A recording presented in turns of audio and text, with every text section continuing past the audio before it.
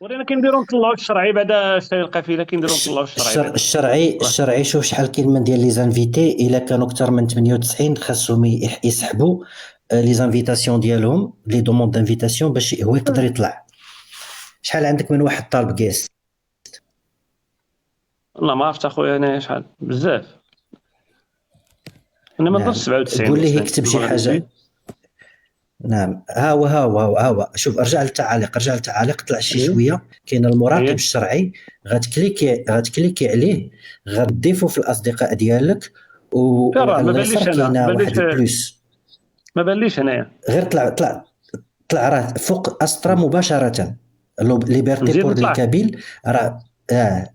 هو تحت استرا، فوق استرا. طلع في التعاليق تيبان لك استرا. الاخوان وقفوا غير التعاليق نشوفوا غير الشرعي فين راه. حبسوا التعاليق الاخوان دقيقه من فضلكم. مرحبا شدوا غير الهدهد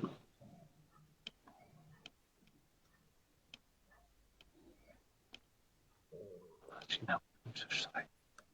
نمشي ندخل هاد لي انا زانفيتي ولا؟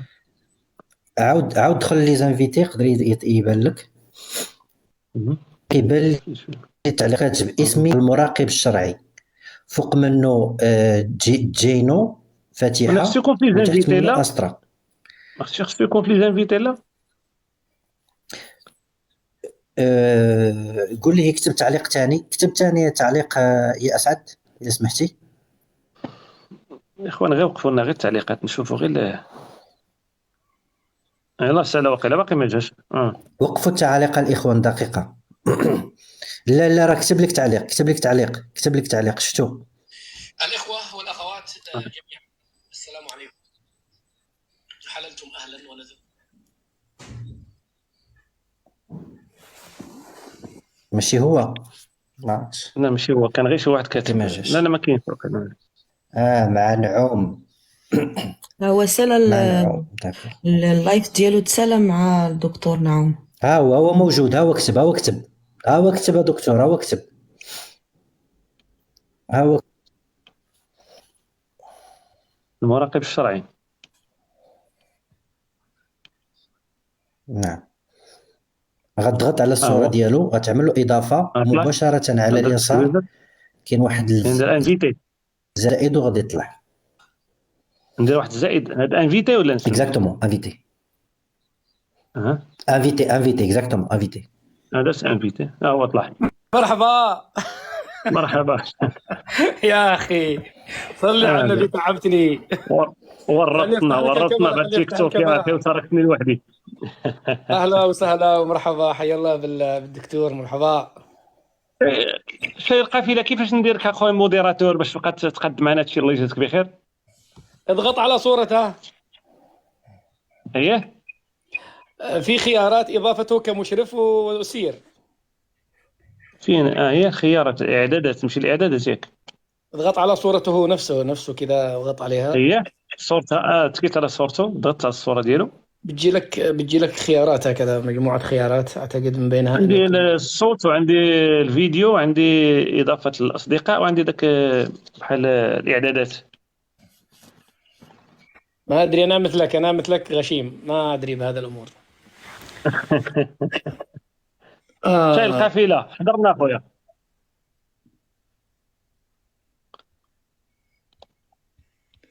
ألا يا مرحبا بش وبهلش وبالجمال كاين ديال حال الصوت. كاين الصوت اخويا شاي القافله. كيفاش نديرك موديراتور اخويا شاي القافله؟ نعم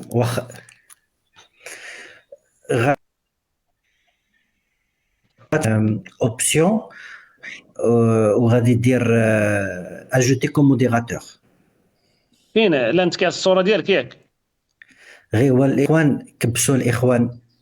نعم كبسوا. كاين شويه ديال السينيال، راه الصوت كيمشي وكيجي عندي، راه كاين السينيال رهيب. نضغط على الصوره ديالك شاي القافله ولا شنو؟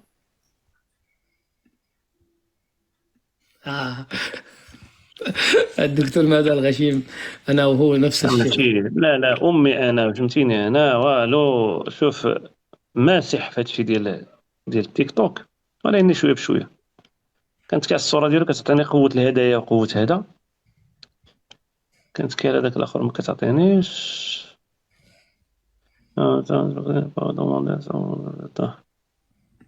سوا مشى له الصوت سوا. طيب غير هؤلاء الاخوان دونك باش نبقاو مع الاستاذ اسعد الشرعي، لان المفروض ان هذا اللايف راه مخصص له. السي معتز ان شاء الله بنيني وبمغربيتي، مرحبا بك اخي، وان شاء الله الرحمن الرحيم تكون ان شاء الله ضيوفا عندنا بطبيعه الحال. ف شكرا استاذ. لكن ما عرفت انا السي معتز هاد كبسوا والله ما كنعرف. المهم كبسوا الاخوان، انا ما كنفهمش هذا كبسوا. اللي كيعرف يكبس يكبس. كيف حالك اخي اسعد؟ بخير الله يحفظك يا دكتور، مرحبا. كيف مرت الرحله؟ والله طيبة الحمد لله، وصلنا بسلامة الله وكل شيء على ما يرام. وأنا سعيد جدا بتواجدي هنا معك يا دكتور. وشاي القافلة، خلي شاي القافلة كده يصب الشاي ويظبط الموضوع، لأنه شكلي أنا وأنت عمية تخضب المجنونة. فين كاينه الاستاذه باش داخله وفاء؟ شوف الاستاذه ورده واش كاينه هنايا ولا لا. ممكن كلمه استاذ صنايبي؟ تفضل سي معتز، تفضل سي معتز قبل ما تنزل قول شي كلمه. اولا لي الشرف وراني جد مسرور صعودي مع نجمين، الاستاذ الشرعي والاستاذ صنايبي الكافحتان. بارك الله. وانا استاذ صنايبي راني كنت من متابعيك منذ مده، يعني ايام القنوات، لدرجه انك كنت تجعل الضيف من لا يبلع لعابه ويشرب الماء. كم من ضيف جعلته والله العظيم. هذا وفقك معنا في المواجهات ديال الساحقات الماحقات. والله العظيم المتابعين اول مره سمعتك صافي عرفت انك ونجمك سوف يسطع اكيد في التيك توك وفي اليوتيوب ان شاء الله سوف تسطع استاذ. وانت أنا ما عندي مشكلة. لا تقل. وانت يا استاذ انا اسطع الشظايا عند اسعد الشرعي، ما عندي مشكلة. وانت يا استاذ لا تقل، والله العظيم لا تقل قيمة من ذلك الجندي الذي يقف في الصحراء وفي الحدود. لا تقل عنه. بارك الله فيك اخي معتز، الله يطول عمرك. غادي ننزل استاذ، وكنتمنى شوف اول مره غتطلع الراي المغربي والنجوم المغاربه. انا انصحك يا استاذ ثم يطلعوا، حنا غادي ننزلوا. هما كون كان شي موديراتور معنا يطلعهم. دابا كنبغي ورده بغيت نطلعها، صبرت اسمح لي ورده واقيلا هي هذه.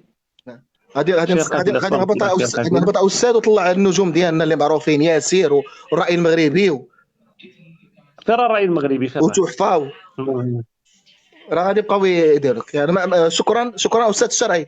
بارك الله فيك. مرحبا اخويا معتز، مزيان اللي قلتي لي الاسماء. فين الراي المغربي؟ فين هو؟ ها هي الراي المغربي. ورده، هذه التصويره ديال ورده المفروض انها هي ورده. هي انا طلعتك ورده. الله راك حطمتي الرقم تبارك الله، راك حطمتي الرقم ما شاء الله. راه هذا الناوي الاول والله ما كنعرف شي حاجه بالله. لا ضيوف راه ما شاء الله، راه ما شاء الله اكثر من 2000. راك غادي ركور تبارك الله. يلا مع السلامه استاذ، هبطنا وفقك الله وبارك الله فيك. هذا ورده. بارك الله فيك خويا معتز. السلام عليكم. هبطني باش ما توحل. انا نهبط راسي فين ندير نهبطك عرفتي؟ انا نهبط راسي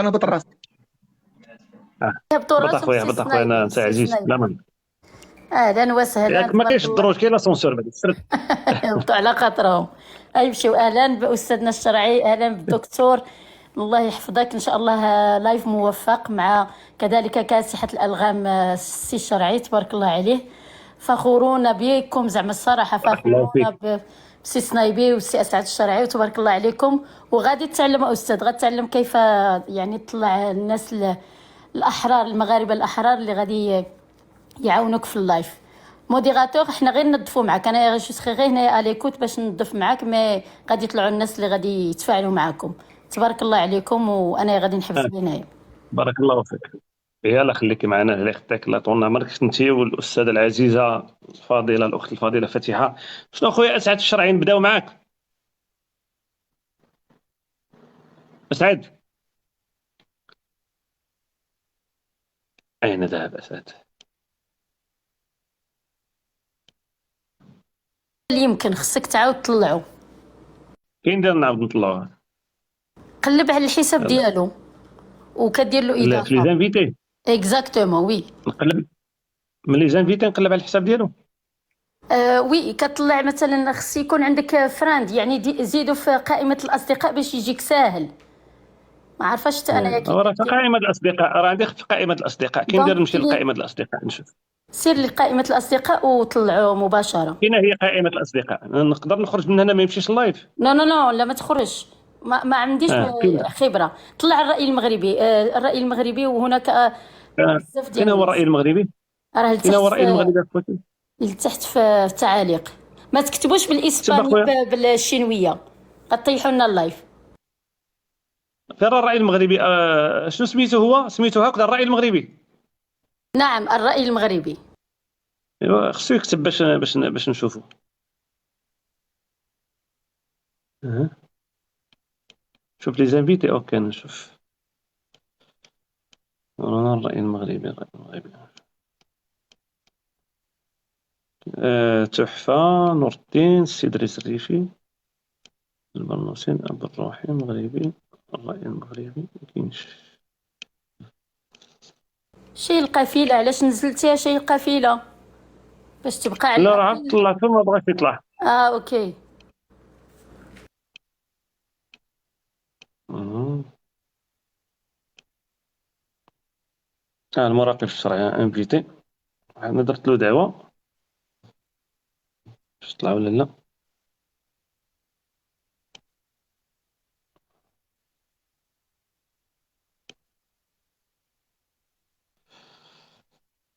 غير الشاشة، كاين نغير.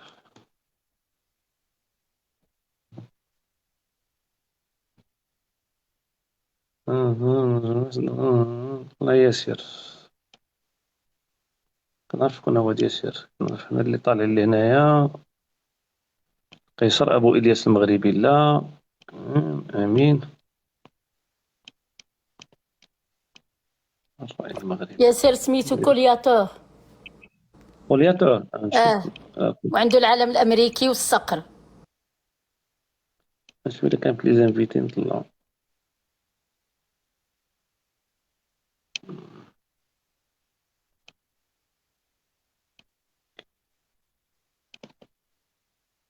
عندي سيمو بوسطون كولايور والعالم. ماشي كولياتور، أنا غلطت، كولايور.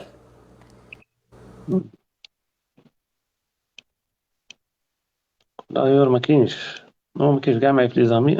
حاولي، ها هو حاولي يعلق في القافلة يطلع معنا يا عم الناس. هو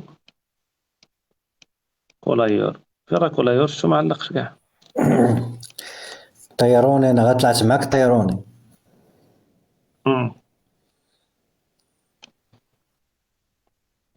واش غدير اخويا؟ غدير عندك ما دير. الناس قالوا لك طلع دومير. نعم طلع سي تحفة، عافاك الله يجازيك بخير دكتور، حتى هو راه عنده ما يقول. وكاين حتى نقطة، هادو المجاهدين ديالنا ديال تيك توك. لا هو في انا الحقيقة هو هذا بعجالة اللقاء، هذا نعم اللقاء شي قبيله هو درناه زعما هو كنستضفوا فيه اسعد الشرعي، باش حنا بغينا نفهموا الشخصيه ديال اسعد الشرعي، وغندير ليه مجموعه من الاسئله اللي هو خصو يجاوب عليها. دونك هذه الليله هذه كانت مخصصه باش هو انه يرد لنا على مجموعه من الاسئله، وتم اختيار هذه المنصه ديال التيك توك للانطلاق فيها اول لايف ديالي يكون معاه هو. فكان هذا الاقتراح ديالو نعم وانا كنت قبلته، ومن بعد الى اقترحتوا اننا نزيدوا واحد ربع ساعه فيها شي اسئله ولا شي دردشه، فما كاين حتى شي مشكل. ولكن نساليو مع الراس الكبيره كما كيقولوا، ديك الساعه نفتحوا نعم. على الاخوان. لكن دابا انا الى كنقلب على الى شي اسعد الشرعي. نعم اخويا.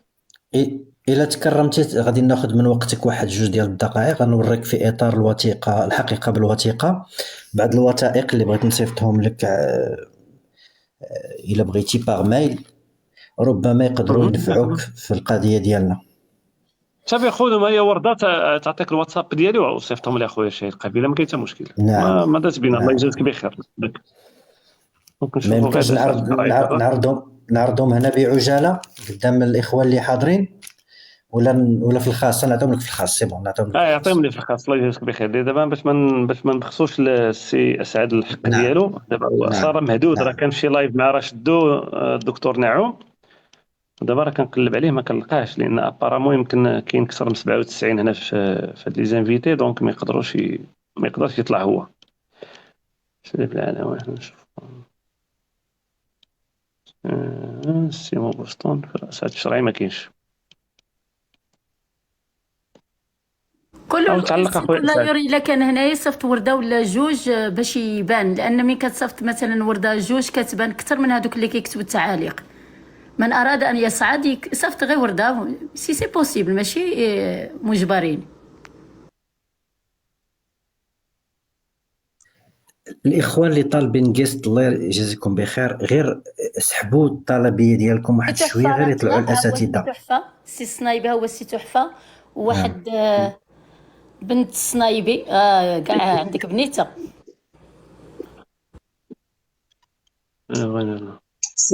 السلام عليكم. شكرا دكتور. بارك الله فيك العزيز، الله يخطيك، الله يطول عمرك. راه سبق لينا تواصلنا في ميسنجر.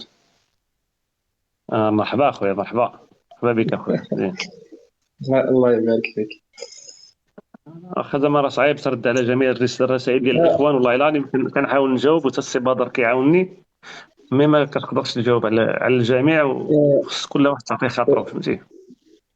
بالحق الا كان ممكن مثلا تضغط مطولا على صوره شي القافله غادي تظهر لك الخيارات باش ديروا مشرف، هكذا غادي يقدر يبدا ينقي التعاليق. ملي كنضغط مطولا الصوره ديال شي القافله كتعطيني البلاصه ديال الميكرو، كتعطيني الكاميرا، كتعطيني واحد الاضافات لا الدرجه الاولى، وكتعطيني واحد البارامتر. لا، غير ضغط مطولا على صوره شي القافله مثلا ويخرج لك وطلق يدك غتخرج لك واحد الاعدادات. واحد 2 سكوند بقى بارامتر. كيخرجوا لي غير كادو صافي، هادشي اللي كيخرج ليه واحد كادو اكسكلوزيف روشارجي، والفوق كتخرج ليه واحد الميكروفون، واحد الكاميرا، وواحد العلامه بحال ديال الاعدادات، وانا ملي كنتكي عليها ما كتعطيني والو. غريب. راك نبيل، فين راك؟ نبيل هرباز. شفت اخويا شي ورده ولا شي حاجه؟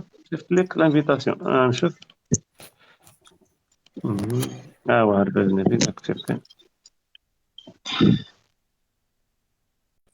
سي نبيل.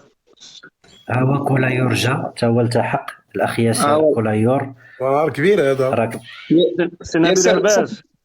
ياسر صيفط شي جائزه باش يتبان الاخ عبد الحق، صيفط شي ورده ولا شي حاجه باش تبان له، باش يقدر يضيفك يساعدك. حتى الرأي المغربي حتى هو راه التحق بينا فعلا. ملي كيصيفطوا الورود ولا شي حاجه كتبان بان الانسان طلع. تبارك الله عليك. كولايور صيفط صندوق ديال الذهب. كاين لاله سميره بو الانوار حتى هي بغات تطلع. مجموعه كبيره. اتور دو غول الاخوه، اتور دو غول. اهلا وسهلا بالسي نبيل هرباز.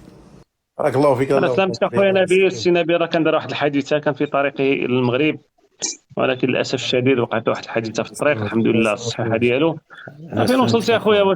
رجعتي؟ مازال لقيتي كيدير تصلح داك الاله ولا والو؟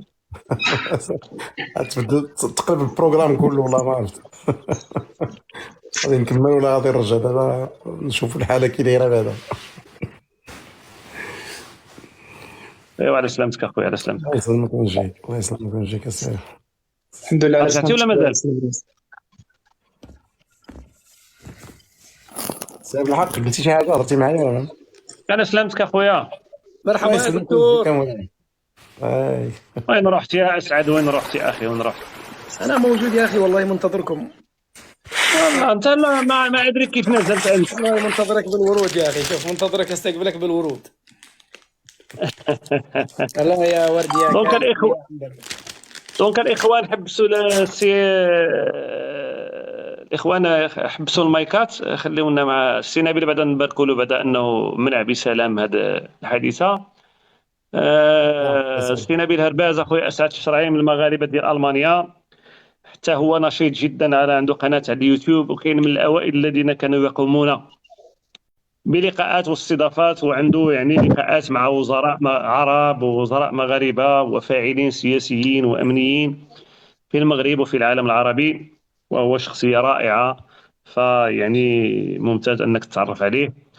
اليوم اخي نبيل، الجلسه مع السين اسعد الشرعي هو انه قد تستضيفني، واذا عندك اسئله توجه لي مجموعه من الاسئله، وكذلك الاسئله ديال الاخوان بطبيعه الحال اللي وجهوها الاخ اسعد الشرعي. ياك ما طاح عاوتاني مازال لا يمكن مازال معنا جات شي مكالمه جات شي مكالمه ولا غير واحد موجود الحاجه، واحد موجود الملاحظه، ملي موجود يكون السي موجود سنايبي موجود. كيهضر الاخوه كلهم يسدوا المايكات. سي نبيل هربا سد المايك باش ما يكونش الصدى.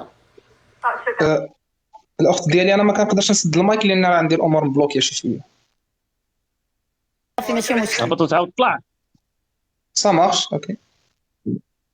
شوف واخا داكور. اخي اسعد، نبدا ولا سير توكل على الله.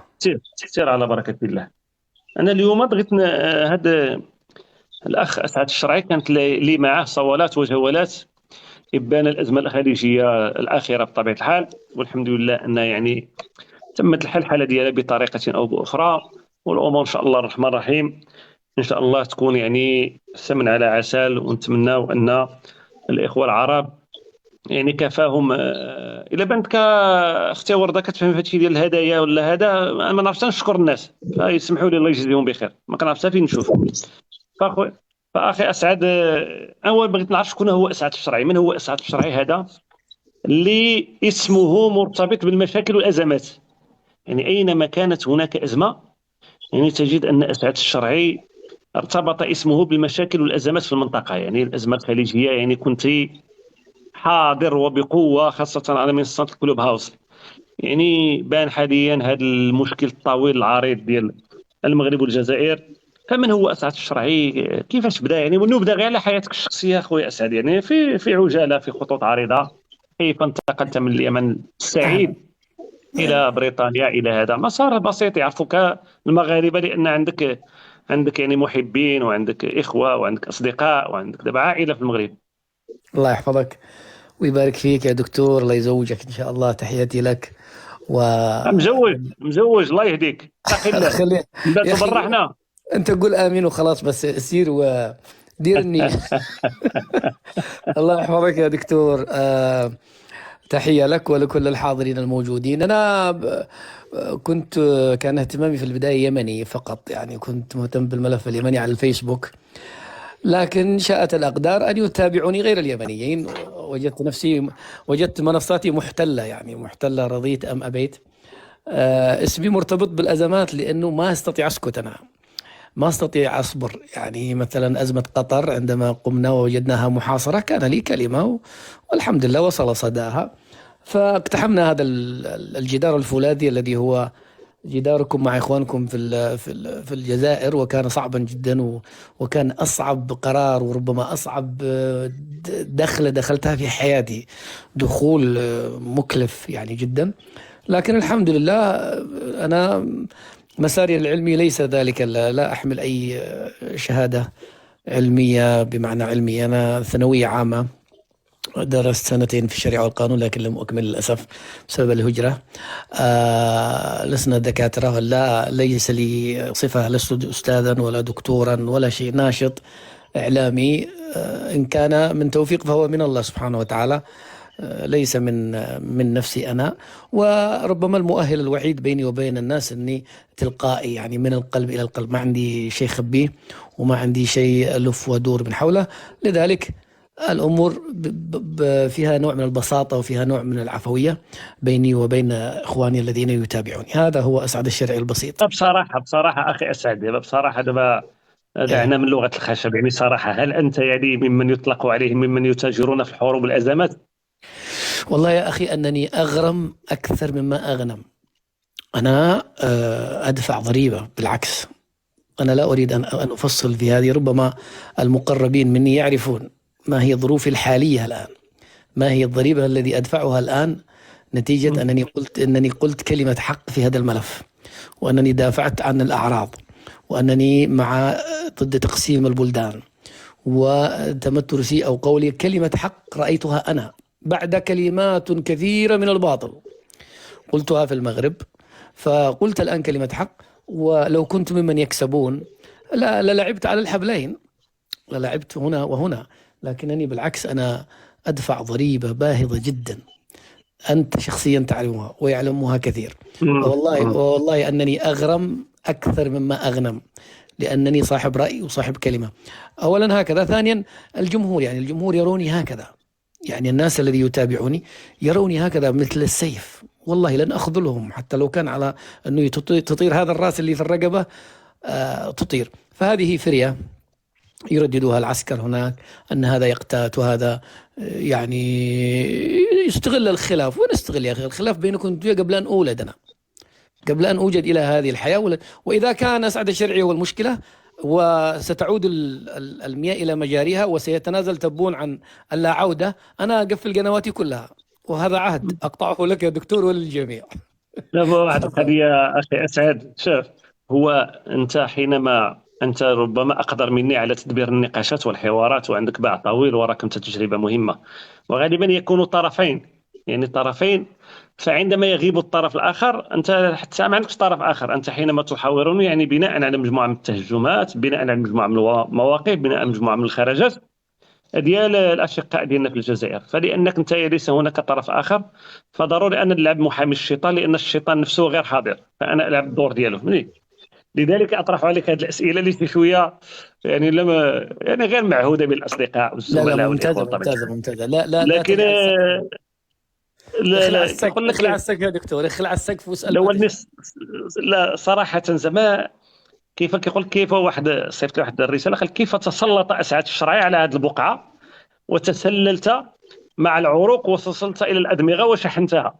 قال لك ما الذي دفع أسعد الشرعي إلى هذا الواقع المشحون؟ كيف كانت العلاقة ديالك مع الصراع المغربي الجزائري؟ أنا طبعا ما أدري، أنا أعتبرها غلطة أو مغامرة أو ما أدري، رغم أنني كنت أعلم جيدا خصوصيات هذا الخلاف وأعلم تركيبة البلدين. والمشكلة أنني لم أسلم من أحد، أنا لم أسلم حتى من المغاربة. إلى اليوم تفتح لايفات بال12 ساعة يهاجمون أسعد الشرعي، يعني اليوم المغاربة يهاجموني أكثر من الجزائريين. فهذه هذا أنا شيء يسعدني جدا. كلما ارتفعت الأصوات باسمي من الناقدين معناته أنني إنسان مؤثر، معناته أن كلامي يصل، معناته أن لي شريحة تسمعني وتتأثر بكلامي، وهذا فضل من الله. والله يضع سر في أضعاف خلقه يا دكتور، كما قلنا لسنا أولئك العميقين، أنا ما عندي علمنا، والله لست متعلما. حتى أرفض عندما يقال لي أستاذ أسعد، أقول من أين أعطيتوني أستاذ؟ أنا والله لا أستاذ ولا هم يحزنون، أنا مسكين. الله تستطيعوا أن تقولوا يعني شوية قاري لا كتب شوية وهو صغير بس، لكن لست ذلك الذي يؤخذ أنني دكتور أو أكاديمي أبدا. لذلك الحمد لله لا أرى نفسي فوق ذلك، لأني لا أريد إن أحسنت فأنا ذلك البسيط، وإن أسأت فأنا ذلك البسيط. لا يستطيع أن يؤاخذني أحد يقول لي لماذا أخطأت، لأن أنا بسيط، لست متعلما بشكل كبير. لكن كما قلت لك يا أستاذي والحاضرين، العهد الذي بيني وبين الناس الذي أخاطبهم هو التلقائية والصدق. لا يمكن أطرح لهم فكرة أنا لا أتبناها إطلاقا. هذا العهد الذي بيننا. هي واحد الملاحظة بسيطة أستاذ أسعد، شوفوا يقول لك نادوا الناس بأحسن صفاتهم، والإنسان حتى لو أنك لا تجد صفة جميلة ممكن تصنع له صفة، ليس من باب أنه يعني انتحال هذه الصفة، ولكن من باب التقدير والاحترام لهذا الشخص. وأنت يعني أكثر واحد يعني زرت من بين المؤثرين الذي أعلمهم أنه قضى مدة كبيرة وطويلة في المغرب، وأنت عرفت طباع المغاربة وأخلاق المغاربة، وهو شعب متجاوز. يعني أنا أعتقد بكل صراحة أن واحد الوقت كنت قاسي شوية على المغرب، ومع ذلك أنا كنظن انطلاقا من المتابعة ديالي المجموعة ديال المداخلات ديالك على اليوتيوب، وهذا هذه غنرجعوا لهذه النقطة هذه من بعد، لأن ربما كنت تتوقع أكثر من هذه ردات الفعل العكسية. لكن أن انتقاد هنا أو هنا ربما راجع لمجموعة من الترصبات اللي الوقت والزمان كفيل أنه يعني يصلحها. أنا كنت اليوم مع واحد الأستاذ جامعي صديق ديالي، كنا كنجلسوا في واحد المقهى، قال لي أعتقد، قال لي بدأت أقتنع أن فعلا أن أسعد الشرعي يعني هذا الموقف ديالو بناه يعني عن قناعة راسخة انطلاقا من معايشة يومية للواقع المغربي واتصاله يعني بالعديد من الأطياف. أنت تواصلت مع مغاربة عاديين، تواصلت مع أساتذة، تواصلت مع دكاترة، تواصلت مع مسؤولين، تواصلت مع الشعب العادي حتى في المغرب العميق وجبال الأطلس. وبالتالي أنا أعتقد بأنه لا يوجد حاليا أو قبل سنوات مؤثر، نقدروا نسميه مؤثر على مواقع التواصل الاجتماعي الذي استوعب البيئة المغربية بحسناتها وبسيئاتها. لذلك إذا كان هناك يعني مواقف سلبية من بعض المغاربة فأعتقد أنها نتيجة التراكمات، لأن هذه هي الجماهير يا أخي، الجماهير لا فول ألفت حولها كتب، ولا يمكن أنك تتحكم ولا يمكن أن تجد شخص عليه إجماع هنا في المغرب.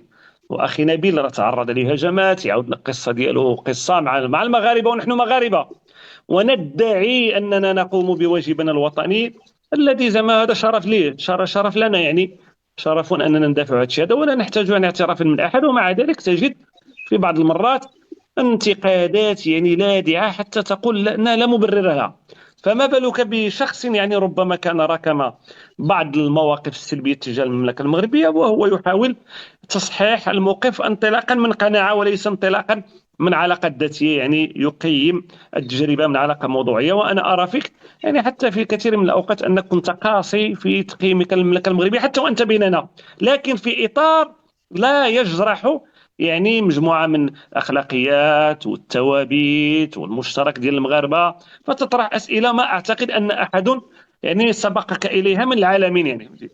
لذلك أنا سؤالي بغيت نقول لك هو هل يستطيع أسعد الشرعي زعما تصور أننا نعطيوك 100 مليون دولار ونزوجوك بأربع نساء أسعد الشرعي، هل ممكن أن تهدأ وتسكت يعني بدون مشاكل، تعيش بدون مشاكل؟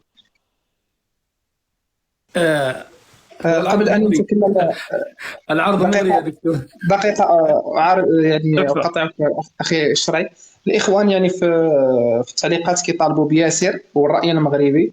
ياسر راه داخل باسم كولايور الى قديت تطلعوا دكتور. هنا نسالوا غير الاسئله ديالنا مع الاخ اسعد، ومرحبا بكولايور. انا كنقلب عليه ما لقيتوش، هو الراي المغربي يعني راه انهكت والله ما لقيتهم، ما عرفتش كيفاش ندير لك موديراتور ولا شي حاجه. لازم ما تخفف من طالبي الطلبات عشان تتيح لهم مجال انه لا واغينا ما عرفتش. بغيت ندير غير ورده، بغيت ندير لك موديراتور ولا انت ولا الاستاذ تحفه، ما عرفتش. انا كنضغط مطولا على الصوره، راه حتى انا معلق في السقف ما لقيت راسي الفوق فقط. كانت كي على ورده مطولا ما كتعطينيش، كتعطيني غير كادويات سيليكسيوني دوطر. هل هناك من يسجل هذا اللايف؟ حرام هذا ان ينسى، ضروري ان يسجل. كيف نسجله؟ كيف هو سيحتفظ عندك في التيك توك، بس لازم واحد يسجله سريع قبل ان ينزله اخر، ونزله عندك في اليوتيوب. لا دابا نشوف السي الصماد اللي معايا في القناه هو نعم القناه ديال الناس كيسجلوه دابا باش يحطوه في اليوتيوب كامل. هو يحفظ في التيك توك. انا بوريك اين يحفظ بالضبط.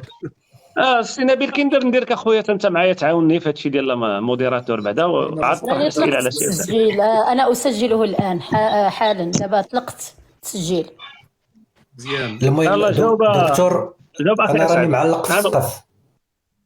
شنو نديروا لك اخويا باش نهبطوك؟ والله ما عرفتش، حتى لقيت راسي ما كنشوفش الصوره ديالي، ما عرفتش حيت انا عندي مهاجم بالسينيالات حيت مع القضيه القبائليه وطيروني وانا ما فهمتش انا هادشي، ما فهمتش كيفاش. شنو اخويا شنو نديروا دابا؟ شنو الحل؟ واصل المهم حنا كنسمعوك مزيان اخي تحفه، ماشي مشكل. تفضل خويا اسعد، تفضل. 100 مليون دولار واربع زوجات وفي قصر وتهدأ. اهدأ عن ماذا؟ يعني اسكت. تسكت يعني ترتاح، تاخذ لك اجازه يعني مطوله، تقاعد من هذه المشاكل وترتاح. يا اخي انت دائما في عراك مع الجزائريين، دخلت في يعني اصبحت محترف مصارعه، اصبحت محترف ملاكمه، فيعني يعني اتق الله في نفسك وفي اهلك يا اخي. الآن إن قلت لك أنني سأرفض سأكون مثاليا يعني، وإن قلت لك أرفض سأكون بياعا. أنا أرى أن يحال هذا السؤال إلى الجمهور الكريم. إن صوت الجمهور بأن أقبل عرضك وأتركهم دون لايفات، يعني أنا سأمتثل للأغلبية من الجمهور الكريم. لا أنت الإمكانية عندك يا أخي. أنا دائما 100 مليون دولار أصاحبي، 100 مليون دولار وقصر أربع زوجات. أنا يوميا أدعو الله ألا يكلني إلى نفسي طرفة عين، لأنه احنا ضعاف يا دكتور، والعرض يسيل له اللعاب، لكن انا ممكن ان احصل على هذا العرض دون ان اسكت يا اخي. ضروري تسكتونا بدون سكتة، بدون سكتة. لا، انا قلت زعما يعني الطاقه ما شاء الله عليك الطاقه. انا يعني انا الاخت ورده هي معنا تعرفني، انا يعني احضر لايف، واخويا نبيل يعرف، يعني احضر لايف كل 4 ايام، يعني ارجع للمراجع والكتب، انهك لتحضير 45 دقيقه او ساعه. فانت ما شاء الله يعني انت كنت مع الاستاذ نعوم والحال معي، ممكن تطلق لايف بعد هذا اللايف، وغدا نراك في لايف اخر. ان هذه القدره الرهيبه على الانتاج، انا اقول امام هذا العرض ممكن ان تهدأ، فقط ان تهدأ. والله هذا عفريت سبع. يا دكتور، انا يا اخي كيف اهدأ؟ اسالك بالله كيف اهدأ؟ ولك اناس اذا غبت يوم واحد، تخيل يوم ما عملت لايف، يا الله احنا والحيتان والاسود والامور. والله ما افهم في هذا الشيء بالله. والله الحيتان شنو الحيتان؟ شنو الحيتان يا سعد؟ انت تعرف هذه فلوس عشان تسكت على ابو حسن وام حسن. وفين شكون اللي يرسلها؟ هذه؟ الجمهور نفسه هو الذي يرسل. هذا حوت اخر. محمد هذا ولا شكون؟ من بعد نذكر الاسماء ديالهم. شكرا اللي ارسل هذه الهديه هذه، بارك الله فيكم. هذه الحوته ما تنشويها يا اخي. فان شاء الله يا دكتور لن نهدأ ولن نسكت باذن الله، والزوجات والفلوس ستاتي ونحن على الحق صامدون ان شاء الله. ان شاء الله ربك كريم والامور طيبه ان شاء الله. الله يحفظك. واسعد، عندي واحد السؤال اخويا اسعد، اسمح لي. اسعد كيتكلم على الزوجات ستاتي، يعني ناوي يتزوجوا؟ احنا كيمنيين من نعدد، احنا اليمنيين نعدد، احنا معروف عننا واحده ما ليست زواجها، معروف عننا. لا تدخلونا في هذا الموضوع لانني سابحر، والله لا ابحر ابحار عميق. شكرا لوردة، شكرا. شو اسعد، صراحه ما هي الصوره التي كانت مترسخه عندكم حول المغرب بكل صراحه؟ يعني بكل 4 حاجات: سحرة تسحرون، مستعبدون تركعوا وتسجدون لبشر، ملككم باع القمة العربية، أسرار القمة العربية، اللهم صل، الدعارة.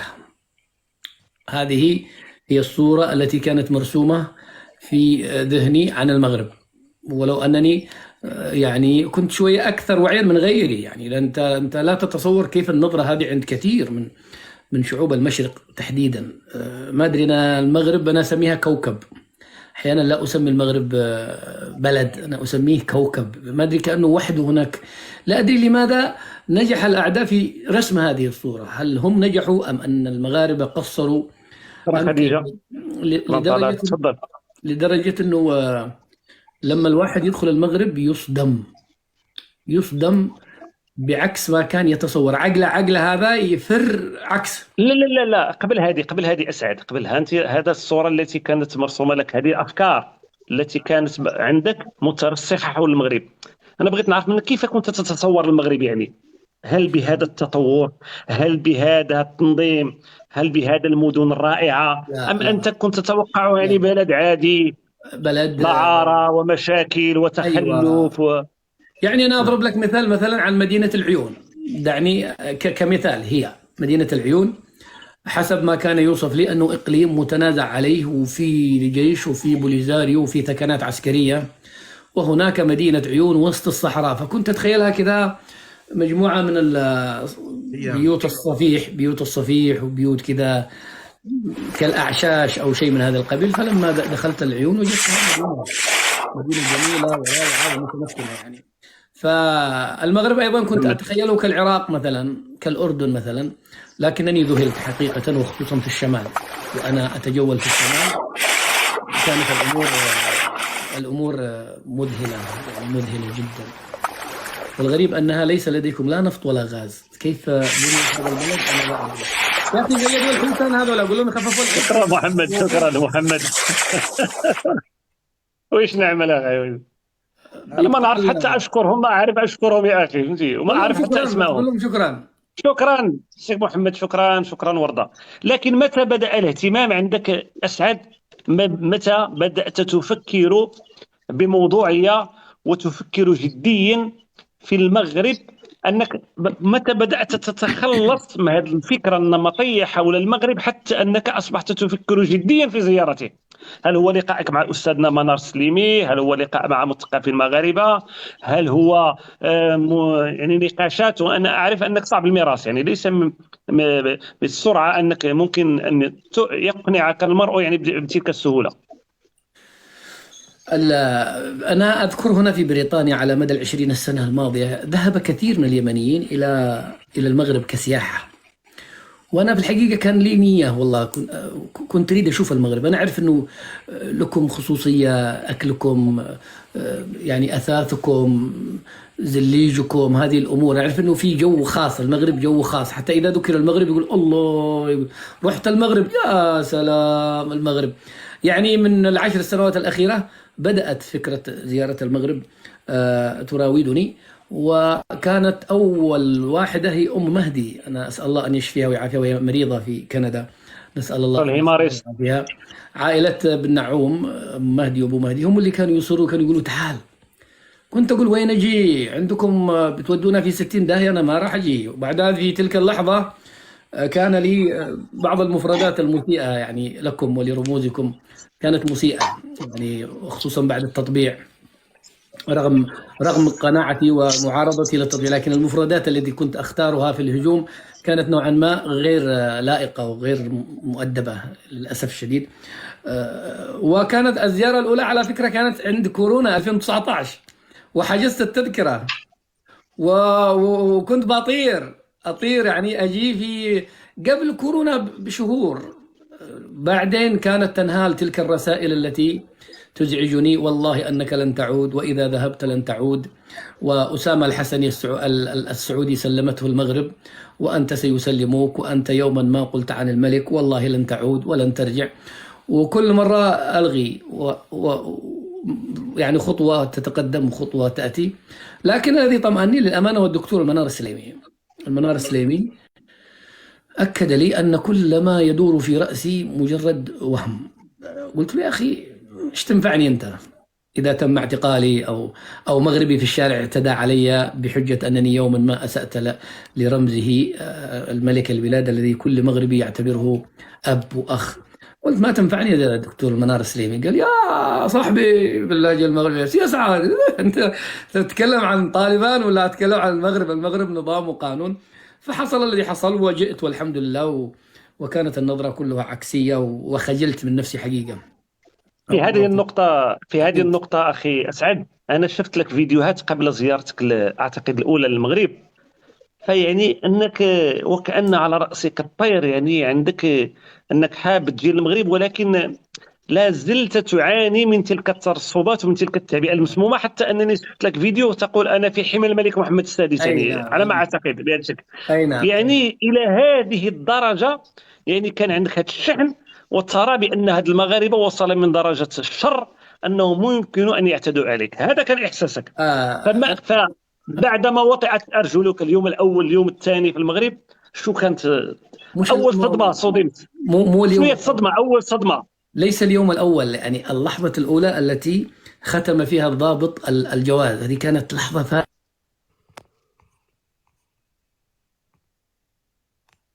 المايك تسمعوني؟ أسمعك، تفضل كمل. لا هو اتصال قطع المايك تسمعوني؟ أسمعك، تفضل كمل. لا هو اتصال قطع تسمعوني؟ بدأ الصوت يتردد. لا هو اتصال قطع. كل داير هذا الشيء هذا.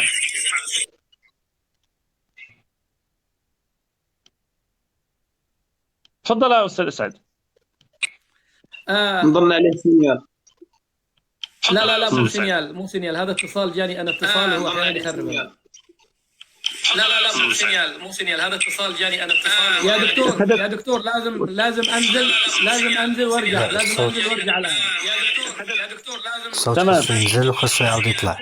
الإخوان حيدوا لي دوموند ديالكم، عطاكم الجيست باش تبقى المساحة للإخوان. الله يجزيكم بخير. تفضل يا أسعد، يلا ننزل ولا نطلعك، يلا. باش تبقى المساحة للإخوان. اسعد يلا ننزل ولا نطلعك يلا نزلني انت. تفضل اسعد يلا ننزل ولا نطلعك نزلك نزلني انت.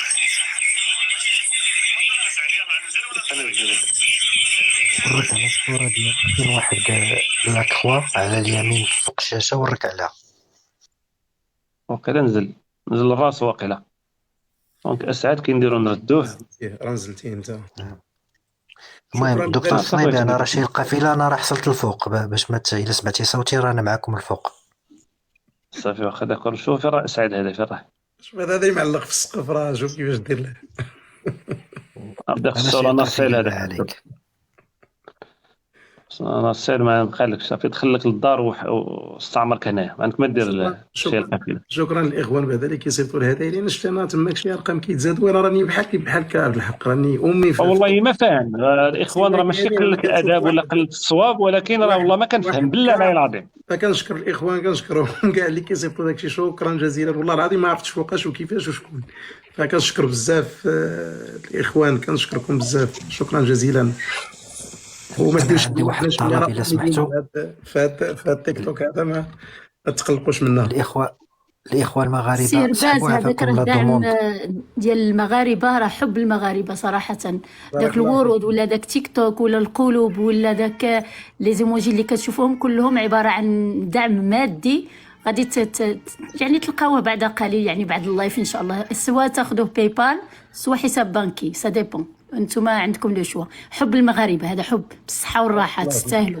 بارك الله فيكم. بارك الله فيك. غير لذلك واحد لا الكلمه في عجاله. ورده الى جبت على خاطرك استاذه ورده، الى بان لك شي حاجه بحال هكا دخل انت وشكري بلاصتي، راه حيت ما كنعرفش نقرا السميه وما كنعرفش فين وصافي زعما الا جبت على خاطرك. بارك الله فيك. ديال العدد ديالهم كثير. انا من هذا المنبر كنقول لهم الف تحيه والف شكر، لان فعلا هناك عدد كبير جدا من الناس اللي كيبغيو كيصيفطوا لك الورود، ماشي وحده ماشي جوج، راه فريمون يعني بليزيور بزاف.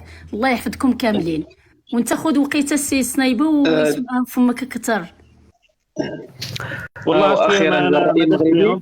الرأي المغربي. السلام عليكم ورحمة الله. أسعد الله مساكم الإخوة الكرام. تحية طيبة الدكتور الصنيبي والسي الهرباز، الأخ تحفة، الأخ شي القافلة، الأخت وردة، الأخت فاتحة. تحية لكم من مدينة الداخلة صلقليم الجنوبية بالصحراء الغربية المغربية، تاريخيا وحاضرا ومستقبلا. فرصة سعيدة أن تواجد معكم، شكرا بزاف على المساحة، وتحية لجميع المتابعين.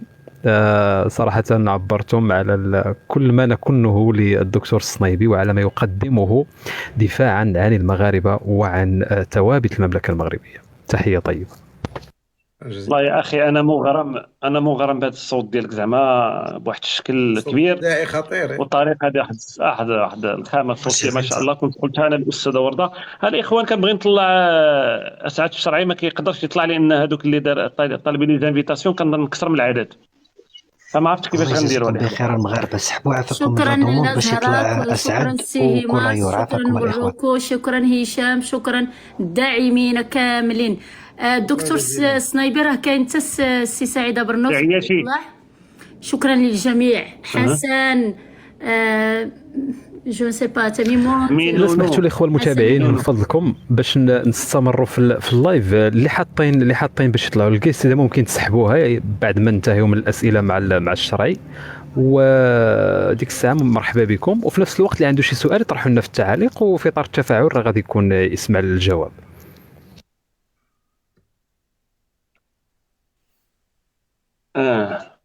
نحاولوا نطلعوه، ما عرفتش شنو المشكل. انا طلعت انا. تفضل. دونك قلتي لنا نرجعوا لذاك النقطه اذا كتسمعني مزيان اخي اسعد. نعم. قلتي في ذاك اللحظه ديال ان طبع لك جواز السفر. انا هذيك لحظه مهمه، لكن بالنسبه لي انا الاهم هو لحظه ديال الصدمه. يعني انت كنت ترى بان المغرب بلد متخلف، بلد منحل اخلاقيا، بلد المدينه اللي نزلت فيها هي مراكش، يعني نعم. اول مدينه. نعم. يعني هذا اللقاء الاول بهذه المدينه الجميله الرائعه كيف كان؟ يعني اكيد ان شوف الحب من اول نظره، اكيد ان تلخبط الامور عندك. طيب، اولا انا اعتذر من الاخوه لانه ربما ناخذ حيز اكثر وفي ناس يريدون الحديث وربما انا اخرتهم قليلا، واتمنى دكتور انه انا لا احب الاحتكار حقيقه، لاني ادير اللايفات واعرف انه عندما ينتظر الضيف يريد أن يتحدث. سامحوني يعني إذا الأسئلة من الدكتور بحاجة إلى أجوبة، لكن لا أريد أن أخذ حقكم لا هو لا هو اولا يعذرون الاخوان على اننا ياخذنا باللطف ديالهم على اننا يعني جدادين في هذه المنصه. ثانيا كان الاتفاق وكان الاقتراح ديال الاستاذ اسعد ديال قال لي والله انا احب، عندي مشكله مع الحساب ديالي التيك توكي، واتمنى منكم صادقين الاخوان هاد 4400 اللي حاضرين اي واحد يدخل الحساب الجديد ديال اخونا اسعد، لان فعلا اننا يعني الصراحه قال لك من لا يشكر الناس لا يشكر الله، اننا ظهرنا في جميع القنوات التلفزيونيه. انا شخصيا اعتقد ظهرت في جميع القنوات، يعني سكاي نيوز، فرونس 24، روسيا اليوم، بي بي سي، دوتشي فيلي، الغد، جميع القنوات دون الحديث عن القناه الوطنيه. ولكن لم يكن هناك تاثير وتلك الخبطه على راس النظام العسكري مثل ما احدثتها المرور ديالنا مع اسعد الشرعي بشهاده اخي نبيل. ياك سي نبيل؟ فعلا انا كنشهد لك بذلك، خصوصا الموضوع ديال ام حسن كانت هي الضربه القاسمه ديال النظام. انا شخصيا ما كنعرف كيف بالحق. لا والله هو السبب، والله هو السبب، هو السبب. وكنعرف لا والله الا هو. لا ماشي هكاك. انا كنتذكر انا كان عندي يعني كانوا عندي لقاءات راه تعقد مع وزراء ومع وزراء على حول هذا الموضوع. يعني لكن اللقاء ديالي اللي كان معك اول مره لا تعقد السياق حتى هو كان عنده طعم خاص. ف هاد المساحه حتى بالنسبه لك ربما انت براسك راك ديري ان الناس اتصلوا بك يعني في ذاك اللقاء. فكاين احيانا بعض المرات شي لقاءات اللي ولا فاش كنكونوا مع الاشخاص اللي خصنا نكونوا معاهم في شي توقيت في شي تايمينغ محدد، كيكون التاثير ديالو اكثر من اي تاثير اللي تقدر ديرو في اي قناه. لان ربما دابا ولا التواصل ولا التيك توك كنشوفوا ولا الاشاعه ديالو اكثر من القنوات التلفزيونيه. شكون مازال كيجلس قدام التلفازه وكيتفرج وعنده الوقت؟ لكن بالنسبه لي واحد القضيه اخي نبيل، السؤال اللي عندي اخي نبيل هو شوف دابا نبيل هرباز يعني اعتقد بانه يعني نازل على النظام الجزائري بواحد الشكل رهيب ولسنوات، ولكن الطريقه ديال الانتقاد ديال الاستاذ نبيل هرباز هي طريقه يعني مؤدبه وجميله ولبقه، وحتى هي تعتمد على البحث والسرد المعلوماتي والعصف الفكري والعصف الذهني يعني. ومع ذلك يعني غير مقبول في البيئه الجزائريه. مثلا نبيل هرباز ما يحملوش، يعني كان مكروه النظام الجزائري في وقت من الاوقات. كيف انت يا اسعد دخلت لهم مع العظام يعني تنتقدهم؟ واشوفك حتى في لايفات على التيك توك يعني تقمعهم وانزل واسكت ولا تتحدث وتقرعهم، ومع ذلك لك ذلك الاختراق في وسط المكون الجزائري يا اخي، لا داخل الجزائر ولا خارجها. يعني من اين اتيت بهذا السحر؟ طريقه هذا الحق. نعم اخويا، ياك اخويا. لا الطريقه ديالو نقول لك واحد القضيه، واسمح لي نقاطع السياسات ويكمل من بعد. هو الطريقه اللي كيتكلم بها اسعد الشرعي ومنذ زمان، وانا ربما كنت كنشوف يعني لقاءات وحتى يعني من زمان، من ايام الاتجاه المعاكس ومن ايام لكن ربما في هذه الفتره الاخيره انا ربما هذا هو موضوع كيهمنا حنا كمغاربه. وراك كتعرف حنا براسنا يعني الحرب اللي خايضين مع النظام الجزائري تقريبا اكثر من ربما قبل يعني من اكثر من 5 سنوات هذه. ربما الناس من بعد قضيه القرقارات اللي اكتشفت هذا النظام. الطريقه ديال اسعد الشرعي هي هذيك الطريقه ديال اللي كتسليك وفي نفس الوقت كتعطيك المعلومه، وفي نفس الوقت كتخليك تنور دماغك، يعني تعرف شي حوايج اللي ما كتعرفوهمش. لا هو يقصف لا يعطي معلومات، يعني من بدايه اللايف يقصف الى نهايه اللايف. اسعد الشرعي لا ايضا كيعطي معلومات يعني اون باراليل في نفس التوقيت كيعطيك المعلومه وكيقصف وكيضحك. فالطريقه ديالو محببه حتى الا ما كنتيش مثلا انت يعني كتحبو كشخص، لكن طريقته كتخليك ربما انا كنت شفت اللقاءات ديالو اللي كان عامل في الاول ولا دوك المقاطع اللي كان يعني كيقي شويه الرموز ديالنا، وكانت من طبيعه الحال كانت ما كتعجبنيش. لكن ما عمري ما قدرت مثلا نهاجمو او نقولوا كتعرفني انا خصوصا في هذه المواضيع بالضبط ديال المغرب وديال الرموز ديالنا وديال كنكون شويه كيكون عندي ديما رد الفعل. لكن كنقول دائما ان الانسان ممكن يخطأ، لكن كيغفر الى الانسان عرف بان الله حق والحق احق بان يتبع وعرف بان من بعد انا القضيه اللي عندنا قضيه عادله ومعنا في الخندق، فما ما كاين حتى شي داعي انني نهاجم واحد معايا في نفس الخندق. ما كنوجدش ليها مبرر، رغم انني من طبيعه الحال كاين مغاربه اللي كيهاجموا كاين وكنحترموا ارائهم، وكاين ناس بعض المرات احيانا العاطفه ديالهم كتكون اغلب على عقولهم، وهذا اليوم كل الاحترام بطبيعه الحال. ما كنقصوش من مغربي ديالهم او ربما كل واحد فينا كيفاش يشوف في الامر من وجهه نظر واسعه بالحق. لكن انا بكل صراحه الفكر ديالي كنشوف ان انسان اللي معايا في نفس الجبهه او معايا في نفس الخندق ما عندي حتى شي سبب او مبرر انني نرجمه بالحجر.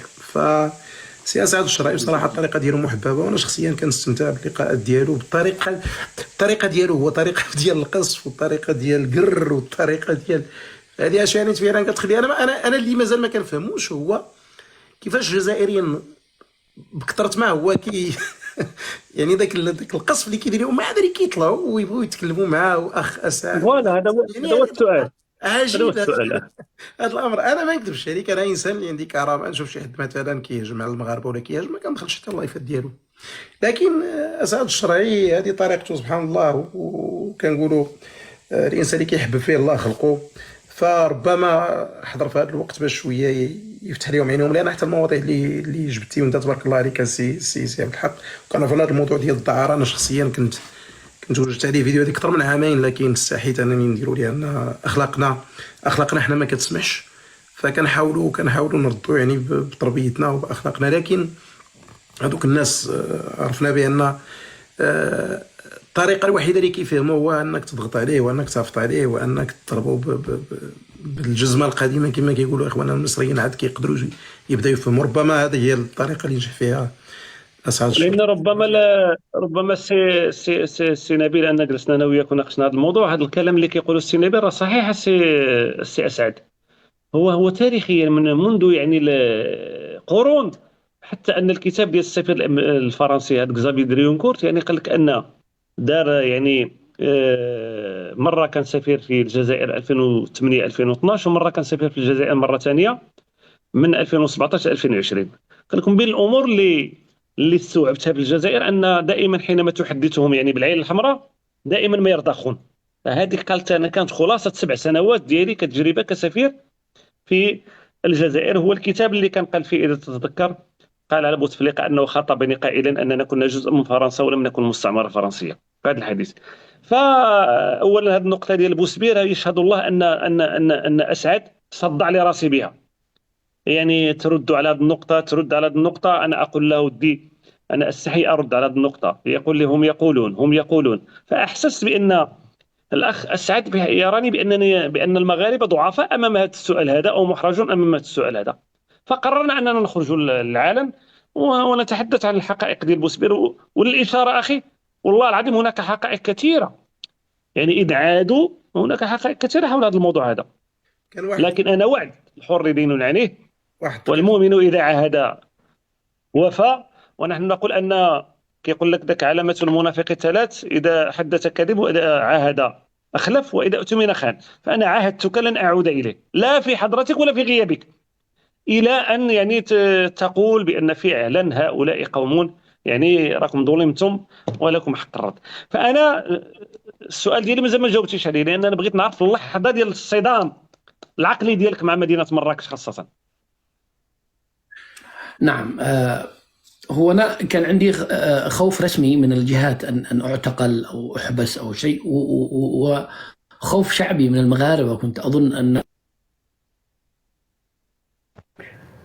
سي عبد الحق الصنيبي اللي ممكن تطلع لنا سي سعيد برنوس والاخ ياسر. سي عبد الحق الصنيبي اللي ممكن تطلع لنا سي سعيد برنوس. كهربنا الجواد يا اخي المراقب. لا جا اتصال ملي كتجيه مكالمه هاتفيه كيوقع هذا الاشكال، غير خصو عاوتاني يهبط ويعاود يطلع. ملي كتجي مكالمه هاتفيه كيولي تردد في الصوت. ربما يكون كيتصلوا بها اكسبري باش ممكن. معنا السي سعيد برنوس والاخ ياسر. فينا هو سعيد برنوس؟ نشوف الا يهودوا الاخوان من الستيج نشوفوا نطلعوا الاخوان اللي نتمنى تعذرونا. هذه الطريقه الوحيده يعني. الاخوان نتمنى تعذروا للدكتور الصنيبي لانه باقي جديد في هذا العالم ديال التيك توك، التكبيس والجيست وما الى ذلك، فنتمنى تعذروه. ان شاء الله مع الاستمراريه غادي يكونوا لايفات في المستوى ان شاء الله باذن الله. الدكتور صنايبي لا سمحتي قبل ما يلتحق بنا الضيف ديالك، انا بغيت غير نحيي زعما الرأي المغربي مرة أخرى، المرة الأولى بعد المليون، على هذا الصوت الإذاعي، على هذا زعما الاسترسال في اللغة العربية. والله العظيم إلا كنفتخروا بك أنت والدكتور والدكاترة ديالنا. هذا المثال ديال المواطن المغربي اللي كيدافع على البلاد، ماشي بلا كونتيتي وإنما بلا كاليتي. تفضلوا. لا والله صراحة حتى أكون معكم صريح، أنا من عشاق المناظرات السياسية، وكنت دائما من المتابعين ديال السي عبد الحق الصنيبي وأيضا الدكتور نعوم وغيرهم. يعني كنت لا أفوت أي مناظرة سواء على القنوات العربية وفي القنوات الأجنبية، لأنه من خلالهم يعني اكتسبت عديد المعلومات، وأيضا حتى طرق النقاش ويعني كيفية الاستفزاز وما إلى ذلك. فكل الشكر له والاحترام والتقدير. بارك الله فيك. هنا 100 دوموند دانفيتي، يعني رجعت على خاطركم الاخوان زعما انا كنقلب على سميتو ياسير، ما لقيتوش وما لقيتش اسعد الشرعي شرح. الاخوان من فضلكم اذا سمحتوا الله يحفظكم تسحبوا اللي طالب الكيست، غتلقى واحد كولايور حاط العلم ديال النسر الامريكي ومع العلم المغربي. والاخوان اللي طالب كيست من فضلكم اذا امكن انكم تسحبوا الطلبات. يعني نرجيس كانت معنا حتى هي مشات. الاخوه الله يجزيكم بخير باش يطلع الضيف ديالنا السي. الاشكال اللي خصك ترد له البال السي عبد الحق انه كاين حسابات مزوره، فبالتالي اذا قدرتي تشوف عدد المتابعين اولا لا يطلع شي واحد يسب.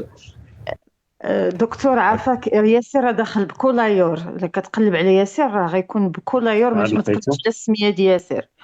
وكاين سعيده برنوس ليكم طلعوهم. وبعد السلام عليكم. وعليكم السلام، مرحبا.